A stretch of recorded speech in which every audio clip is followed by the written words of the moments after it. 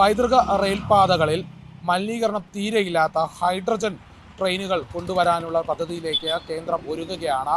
ഇതിന് പ്രധാനപ്പെട്ട കാരണം ഈ പാതകളിൽ പ്രത്യേകിച്ചും ഈ പൈതൃക പാതകളിലെല്ലാം പരിസ്ഥിതി ലോല പ്രദേശങ്ങളാണ്. അതായത് ഊട്ടി, ഡാർജിലിംഗ്, കാൽക്ക, ഷിംല എന്നിവ ഉൾപ്പെടെയുള്ള 30-ലേറെ ഇടങ്ങളിലാണ് ഇപ്പോൾ ഹൈഡ്രജൻ ട്രെയിനുകൾ കൊണ്ടുവരാനുള്ളൊരു തീരുമാനമുണ്ടാകുന്നത്.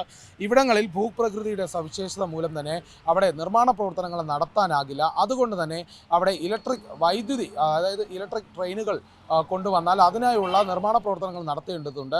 അത് പ്രായോഗികമല്ലാത്ത സാഹചര്യത്തിലാണ് മലിനീകരണം തീരെയില്ലാത്ത ഹൈഡ്രജൻ ട്രെയിനുകൾ കൊണ്ടുവരാനുള്ള ഒരു തീരുമാനത്തിലേക്ക് കേന്ദ്രം കടക്കുന്നത്. ആ തീരുമാനത്തോടെ തന്നെ വെറും നീരാവി മാത്രം പുറന്തള്ളുന്ന ട്രെയിനുകൾ അവിടേക്ക് എത്തും. ഈ പ്രകൃതി ഭംഗി ആസ്വദിക്കുന്നതിനോടൊപ്പം തന്നെ നമ്മുടെ പരിസ്ഥിതിയെ സംരക്ഷിക്കാനും ഇതിലൂടെ സാധിക്കുമെന്നാണ് ആ സർക്കാരിൻ്റെ വിലയിരുത്തൽ. അതോടൊപ്പം തന്നെ ലോകത്ത് തന്നെ ഏറ്റവും കരുത്തുള്ള ഹൈഡ്രജൻ ട്രെയിൻ കഴിഞ്ഞ ആഴ്ചയാണ് ഉദ്ഘാടനം ചെയ്തിട്ടുള്ളത്. ഹരിയാനയിലെ ജിന്ദിൽ നിന്ന് സോനിപ്പത്തിലേക്കാണ് ഈ ട്രെയിൻ നരേന്ദ്രമോദി പ്രധാനമന്ത്രി ഉദ്ഘാടനം ചെയ്തത്.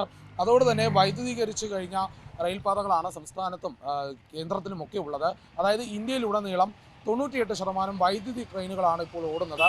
പക്ഷേ ഈ ഹൈഡ്രജൻ ട്രെയിനുകൾ സാമ്പത്തികമായി ഇപ്പോൾ പ്രായോഗികമല്ല. പക്ഷേ ഭാവിയിൽ ഇതിൻ്റെ സാങ്കേതിക വിദ്യ മെച്ചപ്പെടുകയാണെങ്കിൽ കൂടുതൽ ഗുണകരമായി മാറും. അതുമാത്രമല്ല പൈതൃക മേഖലകളിൽ ഇപ്പോൾ 30ഓളം ഇടങ്ങളിലേക്ക് ഈ ഹൈഡ്രജൻ ട്രെയിനുകൾ എത്തുന്നതോടെ ടൂറിസം കുറച്ചുകൂടി മെച്ചപ്പെടുകയും ടോയ് ട്രെയിനുകൾ അല്ലാതെ തന്നെ കുറച്ചുകൂടി മറ്റ് വേഗതയുള്ള ട്രെയിനുകൾ വരാനുള്ള സാധ്യതയുണ്ട്. ഈ സാഹചര്യത്തിൽ അവിടെ ഹൈഡ്രജൻ ട്രെയിൻ തന്നെയാണ് യാത്രാ സൗകര്യമെന്ന് ഇപ്പോൾ കേന്ദ്രം വിലയിരുത്തുന്നുണ്ട്. അതുകൊണ്ട് തന്നെ ഈ 30 ഇടങ്ങളിലേക്ക് വളരെ വൈകാതെ തന്നെ ഒരു ഹൈഡ്രജൻ ട്രെയിനുകൾ എത്തും. വലിയൊരു വികസനമാണ് ഇതിലൂടെ ലക്ഷ്യമിടുന്നത്.